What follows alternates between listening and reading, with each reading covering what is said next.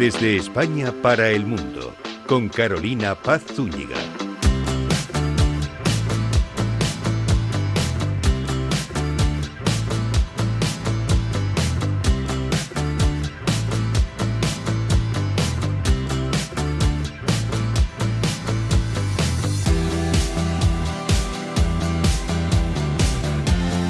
¿Qué tal? ¿Cómo estáis? Qué gusto acompañarles en esta tarde de domingo desde España para el mundo. Muy pero muy bienvenidos.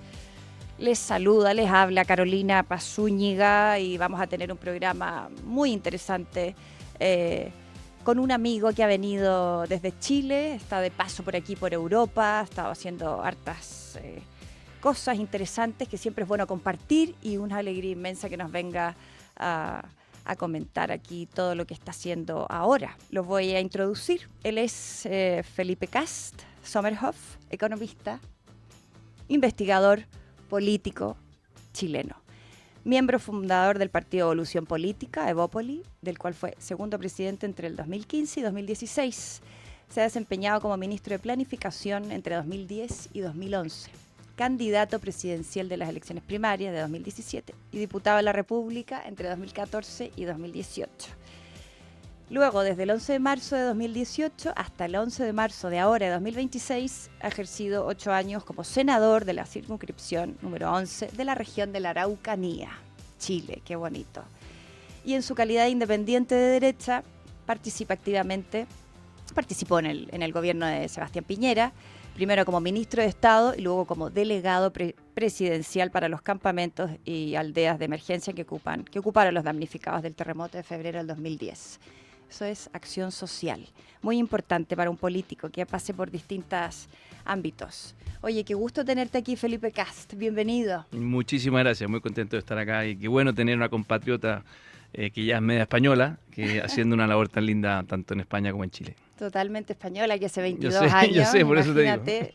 muy contenta. Y qué bueno que has venido, muchas gracias, porque siempre es tan agradable conversar en esta hora de programa multidisciplinar, que nos cuentes tu paso por aquí. ¿A qué has venido? A Madrid, a Europa, Noruega, has estado por acá. Bueno, primero Madrid es para mí una de las ciudades más lindas del planeta y me autorregalé un viaje después de 16 años en primera línea en política, que acaban de concluir el 11 de marzo, hace 6 días atrás, no, perdón, bastante más, ya me pierdo.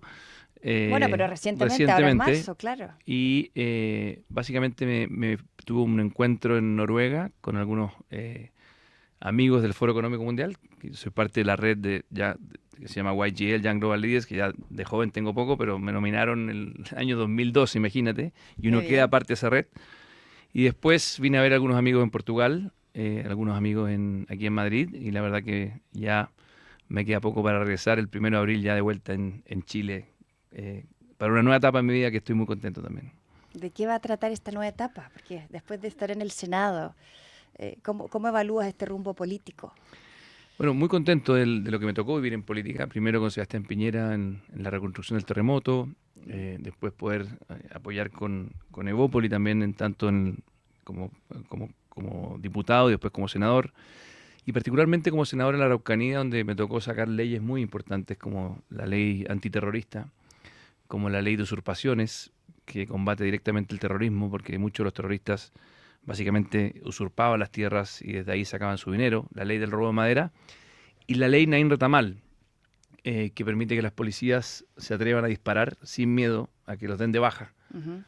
Antes de esta ley, muchos de los carabineros, policías en Chile, decían mejor no disparo, aunque hayan fuego cruzado, o mejor disparo al lado, para que no vaya a herir a nadie, porque si llego a herir a alguien, me voy preso yo o me van de baja y pierdo todo. Entonces, esa ley, que es la ley Naín Retamal, en honor a unos mártires carabineros que fueron asesinados, cambió la situación y hoy día las policías chilenas pueden cumplir su función. Para eso los tenemos, para eso tienen el monopolio y la fuerza.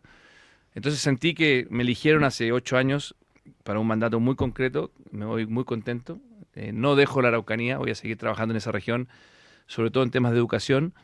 Y en esta nueva etapa obviamente voy a emprender en el mundo privado, pero voy a mantener una vinculación muy fuerte con el tema de infancia. A mí la política siempre lo que más me ha motivado es poner a los niños primero en la fila.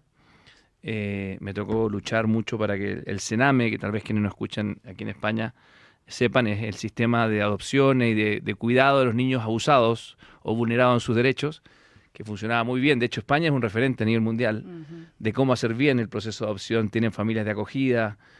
Siempre estudié mucho lo que España hacía y lo estamos copiando. Hoy día en Chile logramos reformar ese lugar que eran verdaderas cárceles de niños en residencias familiares, y hoy día con la nueva ley de adopciones que me tocó empujar como senador también, mucho más parecido al sistema español. Así que a futuro, Carolina, es emprender en el mundo privado, y he tenido varias conversaciones. Todavía no quiero adelantar nada y quiero tomarme el tiempo para reflexionarlo por lo menos unos 5 o 6 meses. Y en el plano social seguir muy vinculado a una ley que aprobamos hace 5 meses en Chile, que permite que todos los colegios en Chile públicos y particulares subvencionados, que son los que reciben apoyo del Estado, tengan acceso los niños el derecho a tener un equipo de básquetbol, un equipo de música, un equipo de ajedrez, un equipo de baile, cosa que todas las niñas y niños tengan una tribu donde, si la familia está en un ambiente vulnerable, esa tribu o esa familia sustituta o de apoyo en el colegio nos permita que los narcos y el crimen organizado no nos roben a nuestros niños. Está súper demostrado que la estimulación de los niños, tanto por el deporte o con la música o con la cultura, hace una diferencia total. Y en Chile tenemos un sistema donde está muy fuerte el énfasis en las matemáticas y el lenguaje y las ciencias, pero no tanto en el tema de que el niño también tiene que ir a pasarlo bien y ser feliz en el colegio. Cosa que crea, el cerebro se dé cuenta que el mundo gira a favor de ellos, claro, y no en contra de ellos. Y esa propensión al optimismo de sentirse apoyado por un entrenador o por un profesor de música y sentirse como especial es el sueño de esta ley. Así que es una gran ley que aprobamos, y ahora nos toca, dado que ya están los recursos, está la ley aprobada, nos toca implementar ese proceso. Y esa va a ser tal vez la parte de mí que va a seguir muy vinculada al mundo más político, hasta que eso quede bien hecho. Hablas del Sename. Tuvimos hace varios meses invitado a Héctor Valdés, un amigo, doctor Valdés, te sonará, que es chileno. Lo conozco muy bien, sí. Él hizo una tremenda exposición de escultura relacionada con estos niños, hizo los niños del Sename, lo terrible que se vive ahí dentro. ¿Tú crees que esto va a salir alguna vez? ¿Va a resultar que los niños van a estar bien? Porque esto lleva muchos años, lo del Sename. No, pero se hizo una gran reforma que la hizo Piñera. Sí, me acuerdo, pero ojalá que esto ya salga de una vez y los niños puedan las cosas estar obviamente siempre tienen que mejorar y pasa por reformar el Estado, pero solo ponerte un ejemplo. Sebastián Piñera, en su segundo gobierno, para mí la reforma más importante que hizo fue esa. O sea, los niños antes del Sename vivían en residencias de 150 niños. Eran maltratados, abusados. En todos los informes de derechos humanos. Sí. Y lo que hizo Sebastián Piñera, que fue muy notable, es un acuerdo nacional por la infancia y redujo, primero cerró todas esas residencias, las clausuró. De hecho, en su minuto puso a Susana Tonda, una gran mujer que lideró este cambio al principio, sobre todo. ¿Y qué hicieron? ¿Buscaron otra casa, otro lugar? Las eliminaron y empezaron a construir residencias con máximo 15 niños. Ah, mejor. Imagínate la diferencia de un niño crecer en una cárcel, o sea, una verdadera cárcel con 150 niños, no tiene nada que ver, donde nadie puede controlar nada, versus una residencia donde hay máximo 15 niños. Es otro ambiente. Y no solo eso, con especialistas. ¿Qué es lo que pasa? Todavía queda mucho por mejorar y modernizar. Y el siguiente paso, el sueño, es el modelo español, que lo repito, es donde ojalá ningún niño pase por una residencia, sino que todos pasen por una familia de acogida. Eso sería mucho mejor. ¿Qué significa? Que en el fondo el niño, cuando se detecta que le están vulnerando sus derechos, es derivado por el sistema de justicia a una familia que lo acoge mientras le buscan una adopción definitiva. Y ese sistema que también es una ley que ya la empujamos y ahora hay que meterle más recursos. Pero ha habido una tremenda transformación muy positiva en esta materia en los últimos 7 años.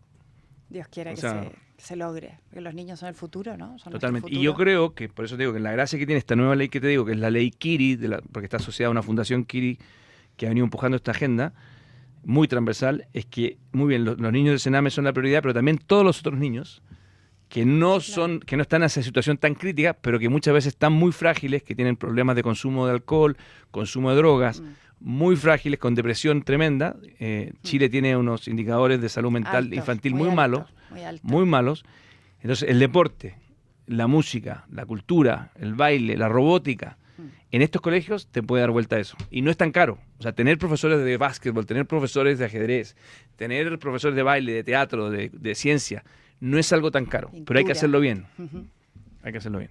A lograrlo, pues, a lograrlo. Totalmente. Ese es mi sueño a futuro de que ojalá... Seguro que se cumple. Imagínate, partí con 32 años de ministro con Piñera y hoy día tengo 48. O sea, ya ha pasado 16. Me encantaría que ojalá en 16 años más decir, la educación en Chile, en el deporte, es un derecho que se ejercita, que se vive, que los niños son felices, que van felices al colegio, que lo pasan bien en el colegio. Y eso creo que puede cambiar mucho la cultura de nuestro país. Y además combatir la delincuencia en serio, porque cuando se habla mucho que hay que combatir la delincuencia, normalmente la solución, que está bien, no tiene nada malo, es meter a la cárcel al que comete un delito. Y se nos olvida de preocuparnos de las causas. Hay una encuesta de la Fundación Paz Ciudadana, de la cual soy director, he sido parte del directorio en los últimos 8 años, que le preguntó a los presos de Chile, ¿cuándo cometieron su primer delito? Wow. 47% de los presos en Chile cometieron su primer delito antes de los 13 años. Imagínate. Repito, 47%, casi la mitad.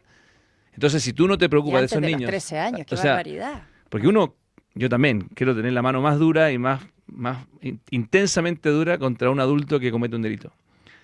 Pero cuando un niño de 12 elige ese camino, significa que algo no hicimos bien como sociedad. No llegamos a tiempo con el apoyo y el cariño que ese niño, esa niña requería. Y mano dura con los violadores de niños, ¿no? Los pedófilos. Totalmente. Bueno, ahí Piñera hizo otro avance tremendo, que logró que los abusos sexuales a niños por la castración, no prescriban. O sea, sería no prescriban. Si los tienen en cadena perpetua es una cosa, pero si están unos años después salen y vuelven a violar, vuelven a ejecutar. ¿No puede haber castración? Bueno, que te pregunte esto tan directo, pero es que es una cosa que yo... A mí me pasa que efectivamente la gente que tiene esa condición de abusador, como tú bien dices, es una enfermedad. Sí, pero por eso. Y por lo mismo hay que abordarla con mucha fuerza. Después repite. Y yo creo que lo que también ha avanzado mucho en Chile es con todo el tema de registro de aquellos que tienen antecedentes de abusos. Ajá. Antiguamente incluso muchos de ellos manejaban, por ejemplo, buses escolares. Eso hoy día se prohíbe. O sea, se ha ido avanzando mucho en la visibilización de este drama, del abuso y de estos pedófilos y este tipo de personas que realmente son enfermas.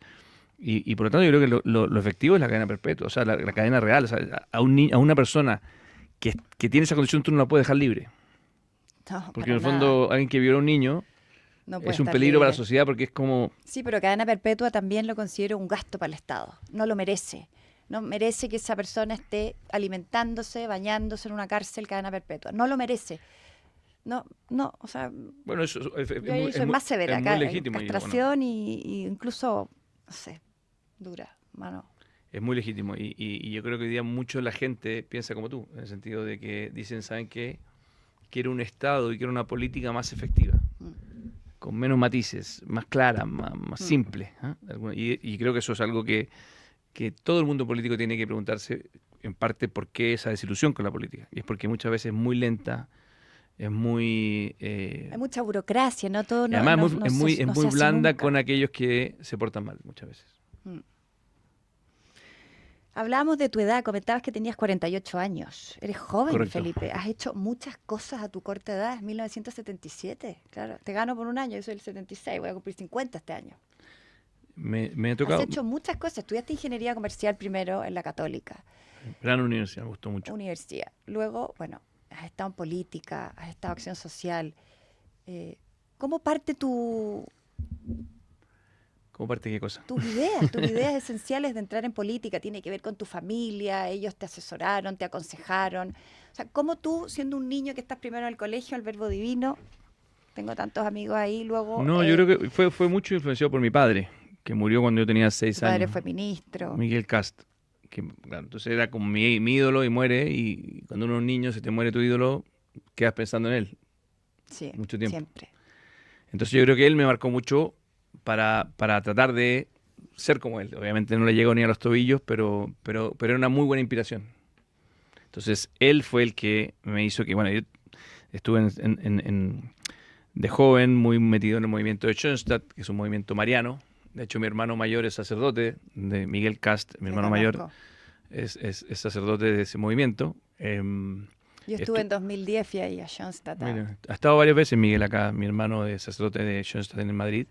Hoy día está destinado en Ecuador. Ha vivido en Madrid mucho. Sí, mucho. Y en el fondo me fui vinculando, en la universidad también me vinculé un poco y resulta que después decidí estudiar un doctorado en economía, también inspirado en parte por esa. Mi papá se dedicó mucho al estudio de la pobreza. Fue el primero que hizo un mapa de la extrema pobreza en Chile, a fines de los 70. Entonces me dediqué a estudiar pobreza muy fuerte, estudié en la Universidad de Harvard 5 años, mi doctorado fue sobre eso, y por eso quizás Sebastián Piñera, cuando tuvo que elegir a alguien que estuviera en el Ministerio de Planificación, Mideplan, que fue el mismo ministerio donde estuvo mi padre, Fantástico. me designó porque había estudiado mucho los temas de pobreza, que era la misión que tenía Mideplan. Y la verdad que siempre voy a estar muy agradecido a Sebastián Piñera por haberme elegido y darme el honor de poder ser ministro en esa cartera que quiero mucho. Y luego sigues. Y de ahí sigue la historia y bueno, y resulta que me enamoro mucho de la política, siendo que venía de la academia. Mi primer trabajo, recién salió el doctorado, fue en la Universidad Católica como profesor y con una alianza con el MIT. Y a los 6 meses me nombra Sebastián Piñera ministro y me meto en la política y decido no volver a la academia, sino que impulsar un nuevo partido político que se llama Evolución Política, Evópoli. Evópoli. Con ese partido político después termino compitiendo contra mi ex jefe Sebastián Piñera en la primaria del 2017. Logramos armar un equipo muy bueno, siempre he dicho que tengo la suerte de haber armado un partido con gente mucho mejor que yo incluso. Un Ignacio Briones, un tremendo ministro, un Gonzalo Blumel, otro tremendo ministro, un Luciano Cruzco, que es gran senador, también fue un gran ministro, un Francisco Undurraga, que fue un gran diputado, que hoy día es ministro de Cultura de José Antonio Cast. Una Camila Merino, que hoy día es alcaldesa de Vitacura, que la alcaldesa mejor evaluada tal vez de Chile, que logró combatir la delincuencia. Un Andrés Molina, un Hernán Larraín, o sea, mucha gente. Buen equipo, que logramos unirnos para hacer política en serio, para dedicar nuestros mejores años a que Chile fuese un país, ojalá mejor, y nos tocó momentos muy duros, nos tocó el estallido delictual del 2019, sí. Cuando Piñera estuvo en su momento más crítico. ¿A quién eligió para sacar adelante Chile? A 2 ministros de Evópoli. Eligió a Gonzalo Blumel, de ministro de Interior, y a Ignacio Briones, de ministro de Hacienda. O sea, mis 2 grandes amigos de un partido muy chiquitito, los pone a cargo de este proceso muy complejo. Y la verdad que estoy muy orgulloso de lo que se hizo ahí, muy orgulloso de los colegas, el mismo Sebastián Keiter, el otro senador de Evópoli, sacamos primera mayoría en su minuto en la región de la Araucanía, que me tocó a mí la suerte de sacar 2 senadores, porque saqué primera mayoría y arrastré a una senadora, Luciano Cruzcoque, que salió senador en la región metropolitana, que es la región más grande. Sebastián Keiter sacó primera mayoría en la región del Biobío, que es la segunda más grande. O sea, hemos logrado armar un equipo muy serio. Y cuando la política se puso muy populista, simplemente de que los políticos empezaron a votar lo que decían las encuestas, y ser poco serios, poco rigurosos, Evópoli fue de los pocos que se mantuvo serio. O sea, fuimos los únicos que votamos en contra de todos los retiros de los fondos de pensiones. Cuando era muy popular hacerlo, los únicos que sostuvimos la mano firme y le dijimos a la gente: esto va a ser mal, va a traer inflación, esto va a ser mucho peor, es pan para hoy día y hambre para mañana. Muchos les preocupó simplemente cuidar su popularidad, votaron a favor de eso, le hizo un daño enorme. Chile llegó a tener una inflación del 14% producto de eso, y Evópoli fue de los pocos partidos que nunca sucumbió a la tentación del populismo, que llegó incluso en la derecha en Chile. A la derecha, hubieron varios parlamentarios de derecha que fueron muy populistas. Pero tú eres una voz muy, muy importante en Evópoli, o sea, y en la centro derecha. Entonces, ¿qué va a pasar ahora? Si te retiras, vas a seguir en el partido, ¿no? Sí, claro. Asesorando. Absolutamente. Voy a seguir en el partido. Tenemos como corresponde. Voy a seguir apoyando. Voy a estar probablemente menos en primera línea. Un poquito más detrás, sí. Una de las cosas que me siento muy orgulloso es que Evópoli logró no ser el partido solamente de Felipe Kast, sino que ser un partido donde hay muchos liderazgos muy buenos. El mismo Ignacio Briones fue candidato a presidente después que mí. Yo fui el 2017, él fue el 2021. Hizo una tremenda campaña, muy seria, muy buena. Creo que tenemos otros liderazgos muy fuertes como Luciano Cruzcoque, muy buen comunicador. No me extrañaría que fuese candidato presidencial en algún minuto. Entonces tenemos un elenco de gente muy buena, que yo voy a apoyar siempre. Para mí son mis compañeros de ruta. Los quiero. La política a veces es dura, Pero cuando tienes buenos compañeros que son leales, que no están en lo chico, que no andan peleándose a codazos para ver quién sale en la foto, sino que incluso decimos, ya, ¿quién va a ser el candidato presidencial ahora? El que esté mejor preparado. Ignacio Briones, te toca a ti, compadre. Usted está mejor preparado que nadie. Pégale usted al penal. Después el próximo, ¿quién le tocará? Bueno, veremos ahí. Pero en el fondo hay un espíritu de no mesianismo, de no creer que si verdaderamente... Soy mejor que el otro, claro. Gente, María Emilia Aquí- Undurraga, tremenda ministra de Agricultura también de Bópoli. O sea, tenemos un elenco muy lindo, gente muy sana, con verdadera vocación de servicio público, no con vocación solamente de poder, que eso hace una tremenda diferencia. No, no, Y yo tal vez por lo mismo nunca quise entrar en otros partidos. te lo ofrecieron, me imagino. Más de una vez. Más de una vez y creo que lo habría pasado mucho peor de lo difícil que es la política por el solo hecho de no tener este equipo conmigo. Bueno, y tiene que ver con tu forma de ser, ¿no? También que eres más liberal, tienes ciertas, ¿no? Efectivamente. ideas Evópoli que tenía no una estás visión. de acuerdo con otros partidos. Efectivamente, Evópoli, por poner un ejemplo, fue cuando yo era senador de Evópoli en su minuto hace ya 7 años.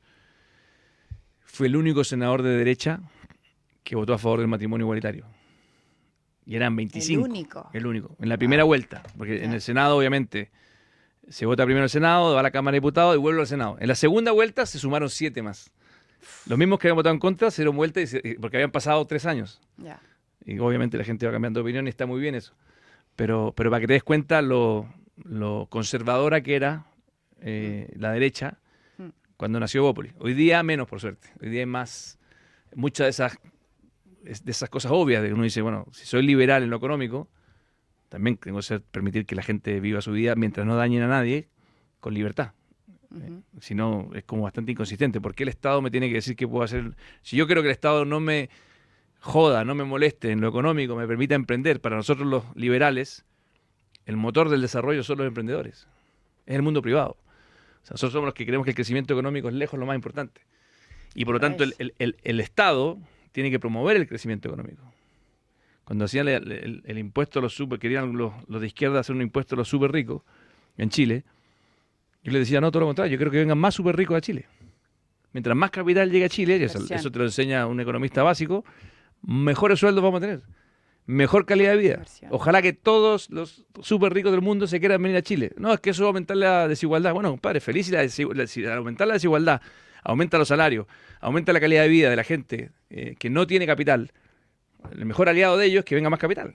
Cuando el capital se le escapa del país, ¿quién sufre? Estamos mal. La gente que no se puede ir. La gente de mayores ingresos se puede mover de un país a otro. Tú agarras el teléfono y dices, mueva mi inversión de Chile a Perú, de Chile a Argentina, de Chile a Estados Unidos, de Chile a España, de España a Portugal, donde usted quiera. Por eso tener impuestos competitivos y bajos es muy necesario, porque atraes capital.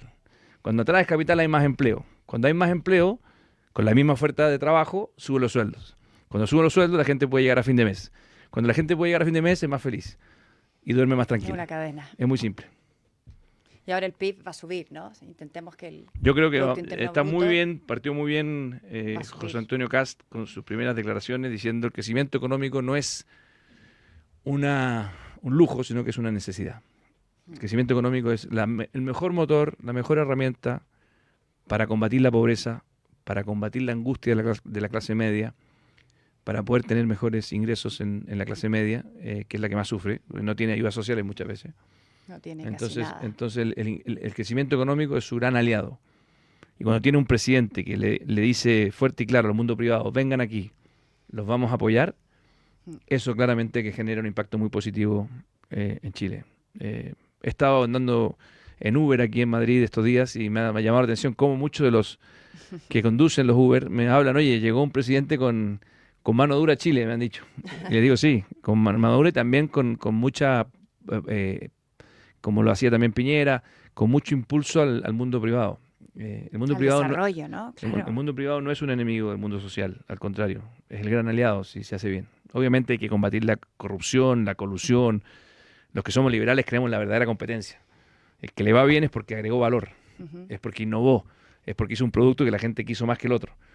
Y por eso el proteccionismo que tuvo siempre Argentina, que yo espero que Milei lo pueda ir sacando cada vez más, y creo que Milei también ha sido una persona a la cual le tenemos que hacer un reconocimiento muy grande, porque se enfrentó a una mafia muy corrupta en Argentina, con mucho coraje, y está haciendo una labor muy interesante en Argentina. Y para Chile es muy bueno que estos dos países, que son muy cercanos, estén moviéndose en la dirección correcta, ambos juntos, al mismo tiempo, porque va haciendo que la región vaya dando más certeza jurídica, más oportunidades, y a nosotros nos conviene que Argentina esté bien.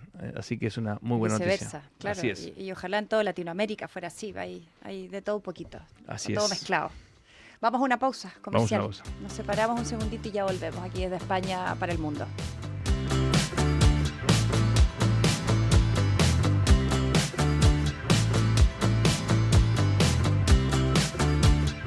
Desde España para el mundo, con Carolina Paz Zúñiga.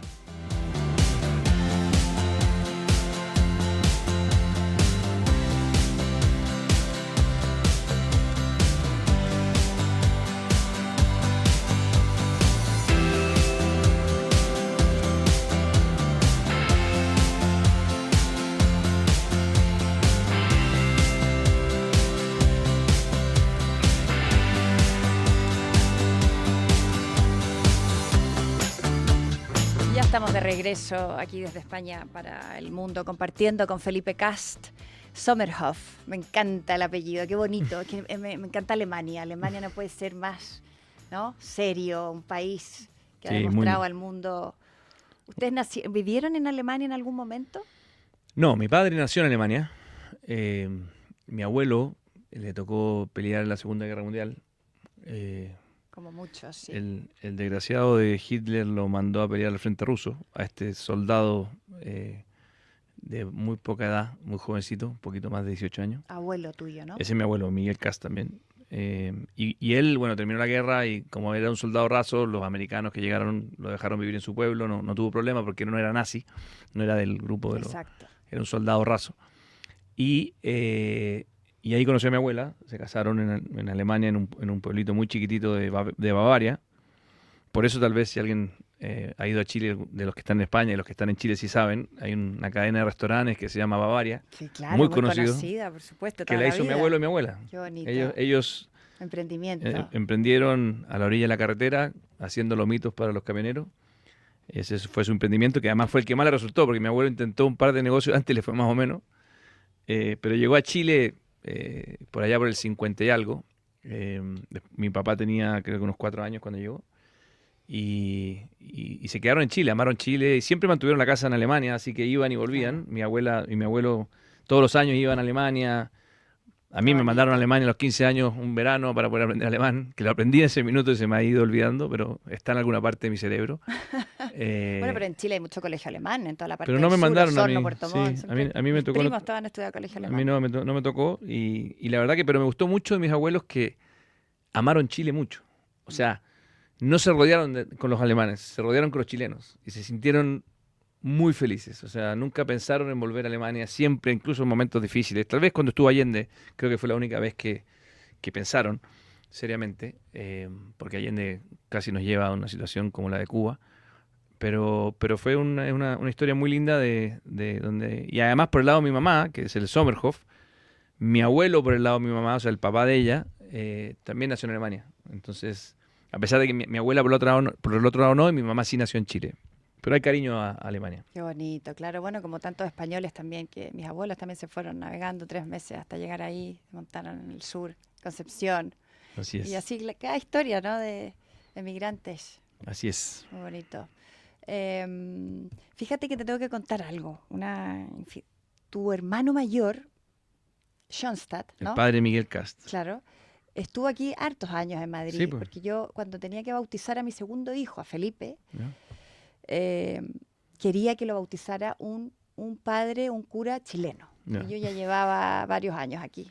Llevo 22 ahora, imagínate. Entonces mi primer hijo lo bautizamos en Chile, me acuerdo, y luego el segundo, y dije, aquí en Madrid, pero quiero que sea un chileno. Y voy a Schoenstatt, allá a Serrano. Claro. Y me encuentro con el padre Miguel. Padre Miguel Cast. Mira. Pregunto y me dice, por supuesto, yo bautizo a tu hijo. No te puedo creer. Y fue una ceremonia maravillosa. No fue en Schoenstatt, ahí en la capilla que hay, porque no se pueden hacer celebraciones, se pueden hacer. Entonces lo hicimos en otra iglesia, en Alcalá, en San Manuel y San Benito, que es mi favorita, y fue maravillosa la ceremonia. Mira, mi hermano Así Miguel... que aprovecho de mandarle un gran saludo, un gran afecto, porque ¿Qué recuerdos más bonitos? Es un gran hermano, yo lo tengo mucho cariño. Y además la gente tal vez no sabe, pero Miguel es un sacerdote muy feliz. Y además un gran hermano. Y yo siempre cuento esta anécdota porque mi hermano era el mayor de 5 hermanos. Mi mamá quedó viuda con 5 hijos. Joven, quedó viuda. Con 32 años. Tremendo. Y este hermano mayor, Miguel, tenía promedio 6.9 en el colegio y entró número 1 a Derecho en la Universidad Católica, la mejor universidad de Chile. Era becado. Y yo me acuerdo que yo tenía como 16 años, o 15, y él tenía 20. Él me lleva 5 años, hoy día tiene 53. Y entra en mi pieza y me dice, Felipe, voy a entrar al seminario. Y yo lo quedo mirando, yo era bien chostateno también, así que no es que me chocara la parte religiosa, porque yo la compartía. Pero digo, yo tenía todas las fichas puestas que iba a hacer que iba a mantener la familia. Claro, pasó a Entonces, ser como el un mejor padre. de los nuestros, de los hermanos, el más capo, el más inteligente. Era como un padre también, ¿no? En el fondo, Nunca fue, hermano mayor. no fue un padre, Hermano mayor. no, nunca fue un padre. Pero fue un hermano mayor, Sí. más encima era el más estricto de los hermanos, era el más Mateo, era el más ordenado. Los demás éramos un poco más, como dicen en Cuba, salidito del plato. Y este mayor era el más ordenado, el como tú decías, era obvio que iba a ser el mejor abogado, le iba a ir increíble. Por supuesto. ¿Pero estudió Derecho al final o no Estudió terminó? Derecho, 2 años, terminó no, 2 años, no y terminó, ahí, se fue, el número 1, estudió más encima después teología, era el número 1 en odontología, es un bestia. un crack. Nunca sacó una nota mala, porque era muy Mateo, y hasta el día de hoy es tan Mateo y tan buena persona que si va a hacer una misa, tú sabes que la prepara con una dedicación, hasta se pone nervioso. Pero si nuestra mesa Entonces, fue maravillosa. es de una- Como ninguna. Es de una humildad, además, mi hermano Miguel Cast, tremenda, siempre súper sencillo, es divertido, porque juega con los sobrinos, tiene bueno para la talla, tiene una chispeza así muy simpática. Era el sacerdote, además, que más vocaciones había que yo he conocido. O sea, el gallo era tan buen padre con los cabros jóvenes, adolescentes, que los motivaba para que fueran sacerdotes. Nunca un caso algo raro de él, siempre correcto. Olvídate lo que yo lo admiro, lo que lo admiramos todos los hermanos, porque más encima somos una familia muy unida, que se quedó sin papá. Incluso mi padrastro Javier Echeverri, que lo quiero mucho, que sigue con mi madre, todos muy unidos.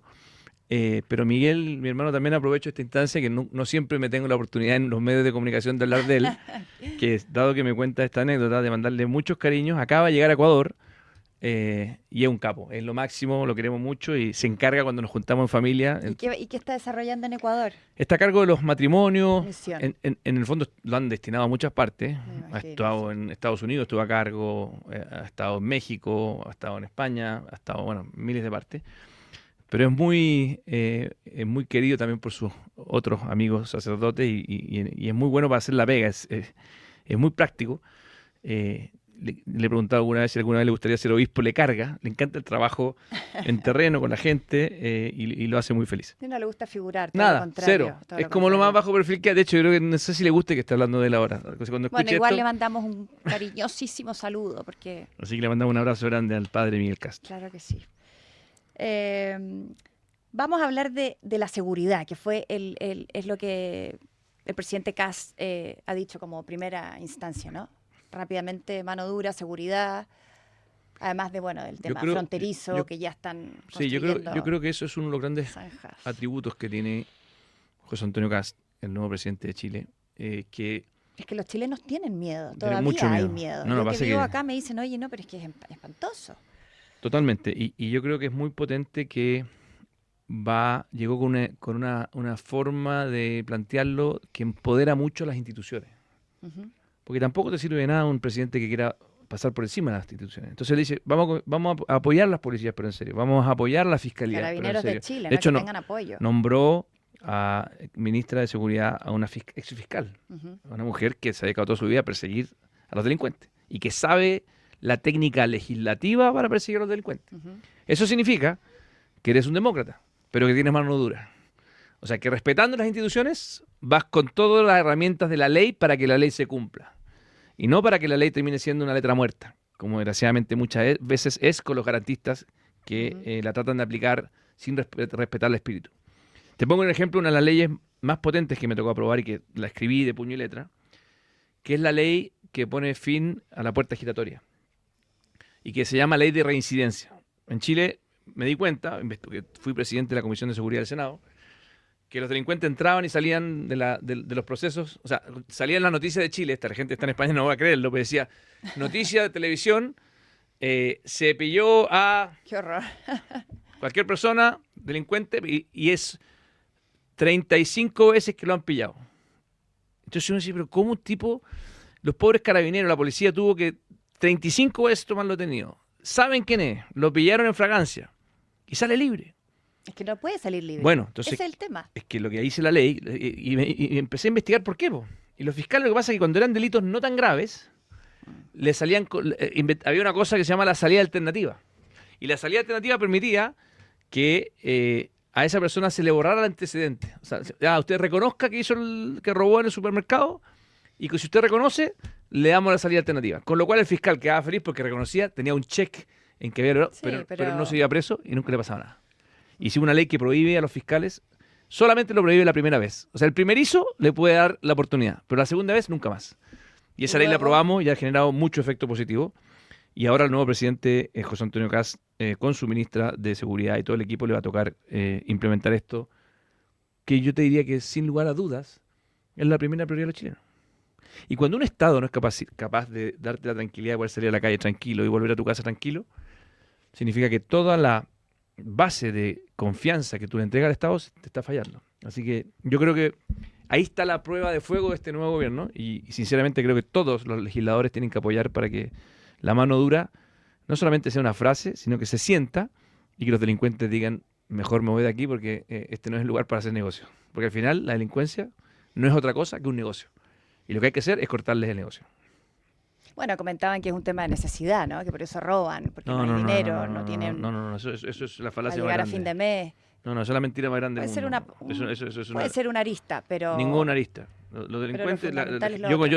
he trabajado, me tocó fundar un techo para Chile como cuando era joven, cuando estaba 20 años en la universidad. Me ha tocado trabajar en pobreza a cargo de los campamentos.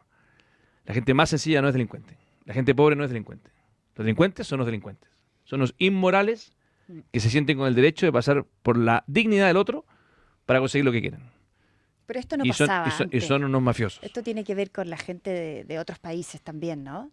Sí, no. Yo creo Colombia, República Dominicana. yo creo que sí pasaba antes, pero llegaron ahora, o sea, los delitos más violentos con son armas. muchos, los delitos más violentos, los secuestros, cosas que no existían en Chile. Es que no existía. Efectivamente, pero la delincuencia sí existía. Y de hecho los índices de victimización de Chile siempre han sido muy altos. Mucho menos, ¿no? No. Los índices, lo que ha pasado, más que, o sea, los homicidios aumentaron mucho y por lo tanto los delitos graves aumentaron mucho con ese tipo de inmigrantes que pertenecen al Tren de Aragua y a organizaciones muy criminales. Pero la victimización de Chile siempre fue muy alta. O sea, si tú hacías una encuesta en Paz Ciudadana, te estoy hablando hace 10 años atrás, 20 años atrás, ¿cuánta gente en el último año tuvo algún incidente de delitos, o sea, de violencia o de delictual? Era muy alto, era del orden de 25% al año. Una locura. Entonces, había una cosa más permanente de garantismo que permitía este tipo de delitos y que yo espero que con este nuevo gobierno se eliminen. Así va a ser. Vamos a tener fe. Hay que tener fe, hay que ser optimista. Chile ha vivido varios procesos constitucionales muy intensos. ¿Qué lecciones o qué aprendizaje crees que ha quedado, ¿no? O sea, Yo creo que al final este es ciclo curioso lo que político. pasó porque Chile se arriesgó mucho. Sebastián Piñera tomó la ruta de ofrecer un cambio constitucional que fue muy criticado por muchos y fue un riesgo real. O sea, creo que no había una salida fácil de la encrucijada en la cual estaba Piñera. Pero afortunadamente y gracias a Dios salió todo muy bien, en el sentido que la democracia en Chile, el chileno dijo, no, a mí no me vengan a tocar lo que hemos construido en los últimos 25 años.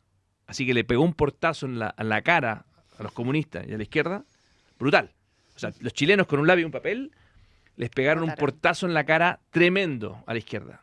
Tanto así que no solamente perdieron la Constitución, que la querían cambiar, sino que 2 veces se ratificó la Constitución que venía de la época de Pinochet y que había sido reformada por Lagos. Pero 1980. el gran cuestionamiento que hizo la izquierda, que todo esto era un problema constitucional, le salió tan mal que no solamente perdieron la Constitución, sino que además el candidato que más en las antípodas estaba a esta idea, que es José Antonio Kast, salió elegido presidente. O sea, en el fondo fue el peor fracaso de la izquierda, porque no se dieron cuenta que tenían un error de diagnóstico. Que la gente no quería destruir el modelo chileno, que había sido el modelo más exitoso que permitió a Chile de ser el país más pobre a ser el país más rico de Latinoamérica, sino lo que querían las chilenas y chilenos era construir el segundo piso de la casa y no destruir el primero. Y ese es el gran error de diagnóstico que tuvo la izquierda. Y yo creo que ahora estamos en una senda de construir el segundo. Y creo que es muy importante. Y creo que a los que somos demócratas tuvimos la fortuna de que el lápiz y el papel sí logró un muy buen resultado. Los que no son demócratas decían, no, ese camino puede resultar mal. ¿Y qué es lo que pasa? El camino de la violencia, porque Piñera pudo haber elegido que los militares salieran a las calles y eventualmente a disparar y que corriera sangre. El problema es que la izquierda quería eso. La izquierda lo que habría querido es que Piñera hiciera eso, para poder tratarlo como trataron a Pinochet. Y de esa forma, monopolizar culturalmente el relato político por los próximos 20 años. Entonces Piñera no pisó el palito, se fue por la vía democrática y les tapó la boca. Y además los chilenos les taparon la boca, no solamente Piñera, porque eso es lo lindo de la historia. Que fueron los chilenos y chilenas los que le dijeron, ustedes comunistas, aquí no, váyanse.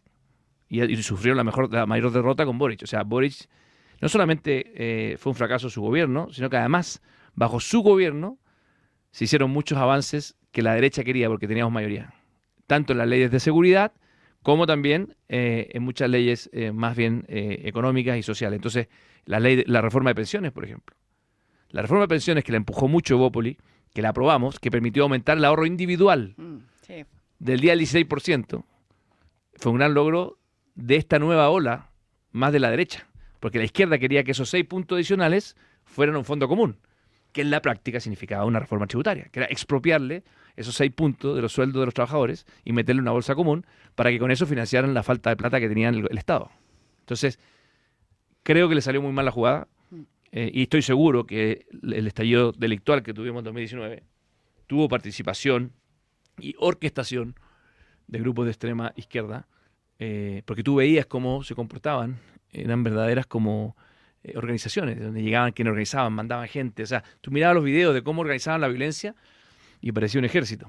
Eso no era gente pacífica marchando por las calles, que los habían, y muchas, y eso les daba como el soporte moral a ellos, a los violentistas, que creo que claramente no ayudó en nada, pero los violentistas claramente creo que había una organización sistemática Armada. y muy armada y muy violenta que quería destruir Chile. Quemaron Chile, cosa que jamás había ocurrido. Fue lejos la peor crisis que ha tenido la democracia chilena.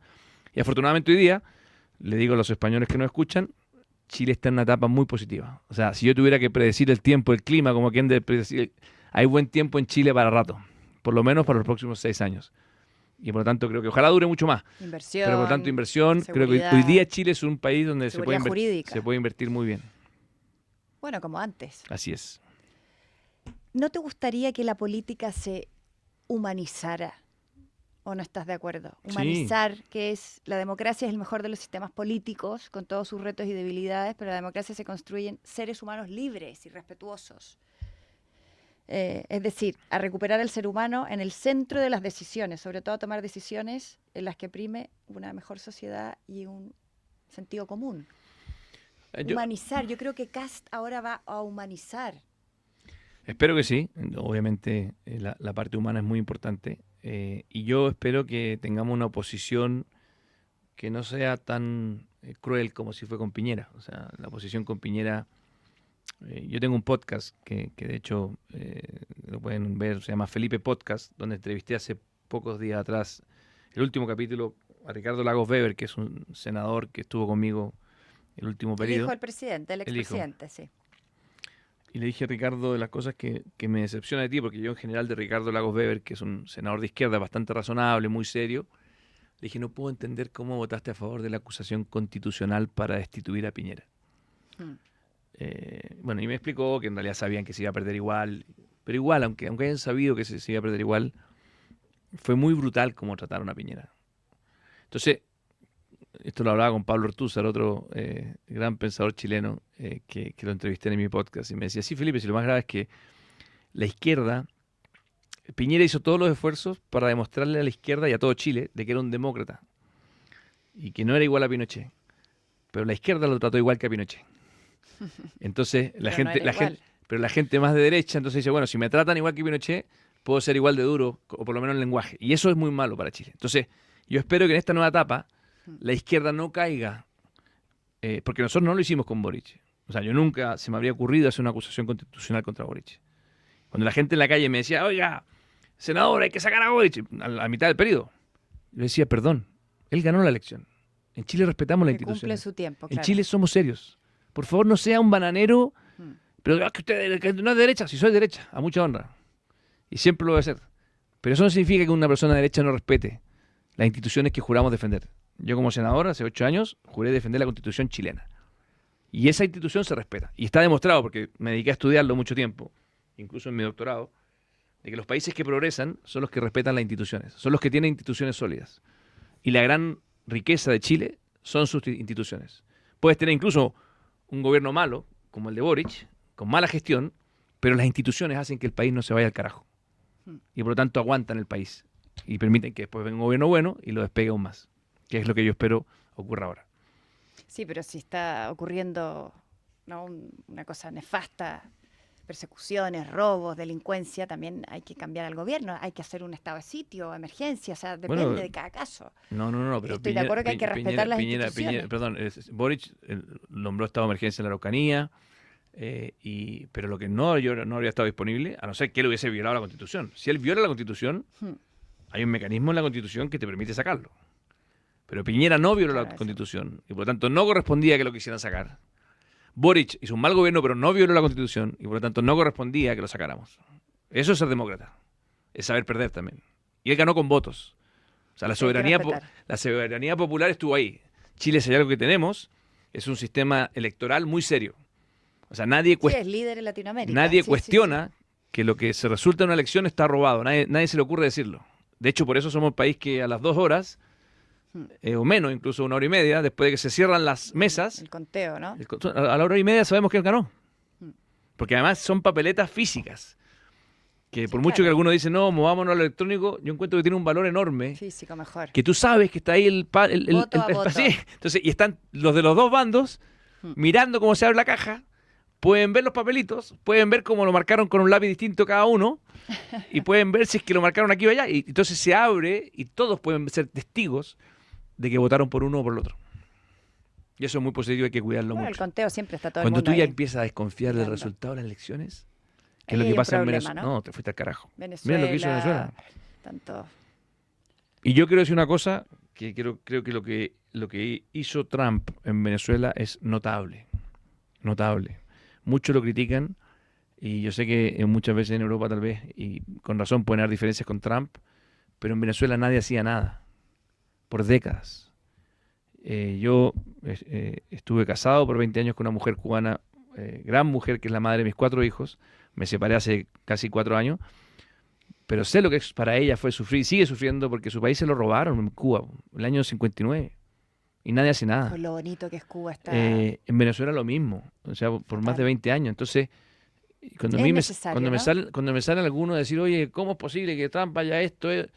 Y digo, a ver, esto es lo mismo que un colegio. Imagínate que en un colegio, en un curso, en un colegio hay un joven que abusa a una niña. Y nadie hace nada. Y nadie hace nada, ni la profesora jefa, ni el rector del colegio, nadie. Y por décadas. Entonces, llega un matón, otro matón, y le saca la cresta al que abusaba a la niña. Yo aplaudo a ese matón, perdónenme que les diga, porque paró el abuso de la niña. Además, tengo la esperanza de que llegue María Corina Machado a ser la presidenta. Y algunos me dicen, bueno, ¿por qué no la puso al tiro? Bueno, porque la transición no siempre son fáciles, lo sabemos en Chile. Chile tuvo una transición que también fue difícil y salió muy bien. Pero las cosas no son de un día para otro, sobre todo cuando tiene un ejército corrupto que se había tomado el poder. Entonces Trump está ocupando su poder para, de alguna manera, desactivar esa corrupción. Y yo espero, eso sí, no puedo poner la mano al fuego por nadie, y espero que no me desilusione, pero espero que llegue María Corina Machado a ser la presidenta o que haya una elección luego para que tengamos una democracia genuina y que ese país maravilloso que es Venezuela pueda ser libre. Y lo mismo con Cuba. Es que Venezuela y Cuba fueron la joya de la corona. Pero, muchos españoles se fueron a países Cuba. O sea, brillantes, pero muchísimos españoles. La madre de mis 4 hijos, Emilia Puga, de hecho es de Galicia, es de Orense.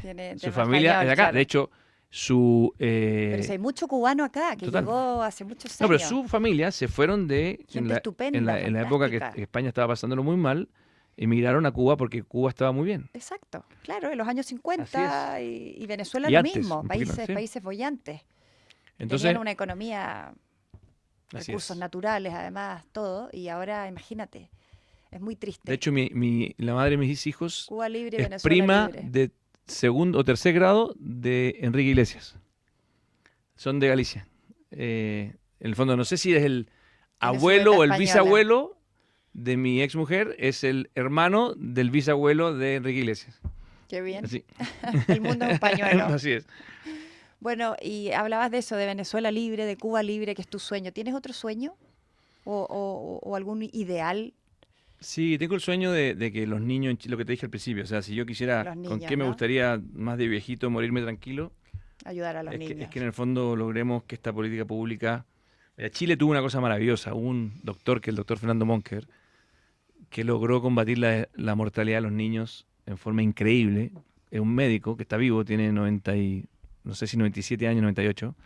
Le mando un saludo y mis honores. Yo siempre he dicho que el doctor Fernando Monker es el héroe vivo más grande que tiene Chile.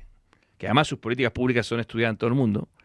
El tipo con un vaso de leche entregado a los consultorios de salud de Chile, porque lo que hizo él, se dio cuenta que todos los niños se morían al final por falta de nutrición. Nutrición, claro. Calcio. Entonces, lo que hizo fue repartir gratuitamente, trató primero de convencer a Allende, que lo escuchó, pero no fue muy buena su operación, y después convenció a Pinochet, que sí lo hizo, y de hecho trabajó con mi padre, en darle un vaso de leche a todas las, o sea, una caja de leche a todas las madres. Entonces era un derecho de que las madres tenían esta leche gratuita Gratuita, y de buena fundamental. calidad. De hecho, mandó a hacer leche en polvo, que en esa época fue una gran revolución positiva, y habló con los lecheros del sur y armaron estas leche en polvo, cosa que no se echaron a perder. Y se repartía a todas las casas, ¿no? A todas las Y eso madres. hizo que Chile tuviera esperanza de vida igual a Canadá muy rápidamente, a fines de los 80, a pesar de que teníamos un ingreso per cápita que era la mitad de Canadá. Pero el doctor Fernando Monker siempre dijo que los niños necesitaban dos cosas, un vaso de leche y un beso en la mejilla. ¿Qué se refería a él? Cariño, estimulación. Sin estimulación, los niños no pueden florecer. Puedes darle toda la alimentación, pero su cerebro se queda un poquito atrofiado. Entonces, mi sueño es que con este deporte, con esta música, con la cultura, con esta política pública, los niños de Chile puedan florecer, que sean más alegres, más optimistas, que tengamos menos casos de salud mental con problemas, que tengamos efectivamente niños felices y que no caigan en la droga. Chile tiene unos índices de consumo de droga a nivel juvenil más alto del continente.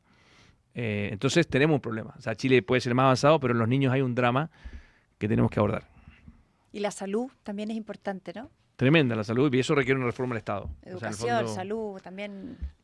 yo siempre he dicho que la gran reforma que es más social, junto con esta del deporte y la música y la cultura, si yo tuviera que elegir, es la reforma del Estado. Reducir los ministerios, no tienen por qué haber 24, podrían haber 14. Y además hacer que todo el Estado se maneje como el mundo privado, en su eficiencia. Y por lo tanto que el mundo político solamente entre en las capas superiores, que son los ministerios. Pero que toda la gestión se maneje como se maneja una empresa privada que tiene indicadores de eficiencia y de gestión mucho más positivos que normalmente el mundo público en Chile. Se nos pasa el tiempo volando, tenemos que despedir. Felipe, no puede ser, imagínate. Así es la vida, así es la vida. ¡Qué tremendo! Así es la vida. Mensaje, algún mensaje final que quieras algo comentar, porque se nos acabó el tiempo. ¡Wow! No, simplemente... Hemos hablado de seguridad, hemos hablado de tema social, desigualdad, quiero pensiones. decirle, yo estoy saliendo ya a la política, así que lo puedo decir con más tranquilidad, y con menos conflicto de interés. Ya terminó tu ciclo como senador, ahora a descansar. Sí, a emprender. Con la misma pasión que viví estos 16 años, probablemente voy a emprender en el mundo privado, pero... Pero te apetece, ¿no? Sí, tengo mucha energía y mucha hambre. Pero lo que quiero decir es que a la gente que nos escucha, ojalá todos tengamos una parte de nuestra vida dedicada a apoyar al mundo público. Uh-huh. Porque aunque uno esté en el mundo privado, puede afiliarse a un partido, puede opinar, puede escribir una columna, lo mismo que haces tú aquí, de poder tener conversaciones profundas. Todos somos responsables. Entonces, valoremos la política. No es imposible que un país le vaya bien si no cuidamos la política. Y ojalá una política con un debate serio. No solamente gritándonos unos a otros, sino que evaluando con rigurosidad y con método científico cuáles son las medidas que se tienen que tomar en salud, en educación, en vivienda, en seguridad, para que el país esté mejor. Y yo creo que España tiene que también, y esto obviamente no soy nadie para decirlo, pero creo que tiene que, ojalá, moverse a una sociedad con una economía más pujante, con más libertad, que los empresarios no les cueste tanto invertir, que no se compre el discurso de la izquierda de que siempre en el fondo hace que poner a los empresarios como si estuvieran en contra del pueblo, o si los empresarios estuvieran en contra de los trabajadores. Son grandes aliados Y mientras más libertad le das al empresario para invertir y menos permisología tiene y menos trabas, va a ser mejor para el trabajador. Entonces, la economía no es un juego suma cero, es un juego suma positiva. Y creo, desgraciadamente, que el PSOE acá en España, para qué decir antes Podemos, han errado el camino. Han errado el camino y ojalá que se abran los caminos. Y por eso espero que, yo si estuviera en España me siento más cercano tal vez al PP, pero espero que les vaya muy bien, espero que logren girar y que España sea una potencia que tiene que ser, que lo es, pero que puede llegar mucho más lejos. Madrid está bullante, está maravilloso. Qué bonito, ahora No, te todo tocó el mundo- primavera, ¿eh? No, pero además Justo. todo el mundo habla que Madrid está siendo una capital increíble, entonces aprovechen Sí. la energía, dónde están ubicados, la energía que tienen, la cultura que tienen, la comida que tienen, lo maravilloso de toda España. La alegría, la alegría. Total, así que gracias por invitarme Gracias por venir. y feliz de estar acá. Qué honor conversar contigo, qué agradable. Nos has dejado claro tantas cosas y cuando quieras venir, cuando vuelvas, porque vuelves pronto, ¿no? Estaré probablemente Estarás pronto. yendo y viniendo. Así es. Bueno, pues aquí bienvenido a las puertas de Capital Radio y por supuesto ahí en Chile ya tienes las puertas de Radio Agricultura. Así es. Muchas Gracias, Felipe. Gracias a Hasta otro encuentro. Muchas gracias. Saludos a todos. Nos despedimos rápidamente del capítulo de hoy con Felipe Cast y nos vemos la próxima semana. Muchas gracias. Buenas tardes.